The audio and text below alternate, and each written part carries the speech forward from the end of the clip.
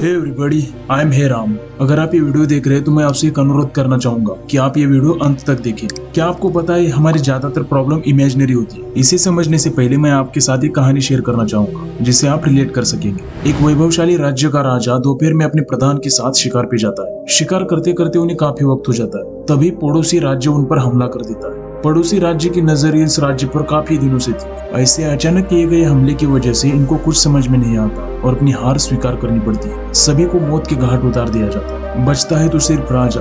राजा को चारों ओर से घेर लिया जाता है। अब मरने की बारी थी राजा की। पड़ोसी राज्य का सम्राट हाथ में धारदार तलवार लिए आगे बढ़ रहा होता है। सामने से मृत्यु आते देख राजा के माथे पर पसीना आने लगता है। पैर थरथराने लगते हैं, चेहरा लाल पड़ जाता है, गला सूख जाता है। वो पड़ोसी राज्य का सम्राट मारने के लिए तलवार हवा में उठाता है। यह देख राजा इतना घबराता है कि जोर जोर से चिल्लाने लगता है, मुझे बचाओ प्रधान, मुझे बचाओ, महारानी आप कहाँ हो, मुझे बचाओ। प्रधान, सैनिक, महारानी सभी राजा के सामने प्रस्तुत हो जाते हैं। देखा जाए तो वास्तव में इस राज्य पर किसी ने भी हमला नहीं किया था। राजा एक बहुत ही डरावना सपना देख रहा था। अब उसका सपना टूट चुका था। फिर भी राजा का चेहरा लाल था, गला सूखा हुआ था और पैर कांप रहे थे। सपना टूटने के बावजूद भी राजा भ्रमित था।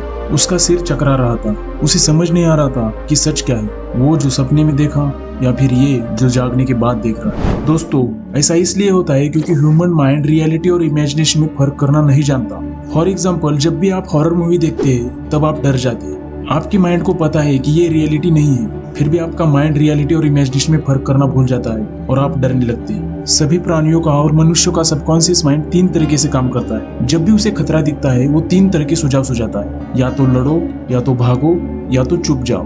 प्रॉब्लमेटिक सिचुएशन में आपका सबकॉन्शियस माइंड इन तीनों में से एक स्टेप को एक्टिवेट कर देता है। बेसिक लेवल पे देखा जाए तो ह्यूमन और एनिमल को सरवाइव करने में हेल्प होती है। इसमें आपकी हार्ट बीट बढ़ने लगती है, सांस फूलने लगती है, बीपी हाई हो जाता है, ब्लड में ग्लूकोज की मात्रा बढ़ जाती है और आपके शरीर में एक एनर्जी आ जाती है और आप कुछ भी कर सकते हैं। बट हमें पता है कि इंसानों के लिए दिन में एक स्पेसिफिक अमाउंट ऑफ एनर्जी मिलती है जिसे आप अपने ग्रोथ के लिए यूटिलाइज करते हैं। और जब आपकी ज्यादातर एनर्जी इस सबकॉन्शियस माइंड ने लिए हुए डिसीजन पर यूज हो जाती है तब आपके पास ज्यादा एनर्जी नहीं बचती। आप आती हुई अपॉर्चुनिटी को देख नहीं पाते, आप ज्यादा काम नहीं कर पाते क्योंकि आपकी एनर्जी ड्रेन हो चुकी है। अब आपके पास कोई एनर्जी नहीं बची है जस्ट बिकॉज आपका सबकॉन्शियस माइंड रियलिटी और इमेजिनेशन में फर्क करना नहीं जानता। अब सवाल पैदा होता है कि इससे बचे कैसे। ऐसे इमेजिनरी प्रॉब्लम से बचने का एक आसान सा तरीका है सेल्फ अवेयरनेस। सेल्फ अवेयरनेस में आप दृष्टा बनकर अपने विचार और कल्पना को देख सकते हैं। आप उसमें इन्वॉल्व नहीं होते हैं क्योंकि आप सिर्फ ऑब्जर्वर हैं। आप सेल्फ अवेयर रहने के लिए शांभवी मुद्रा का प्रयोग कर सकते हैं। शांभवी मुद्रा कैसी करनी है आपको पता नहीं है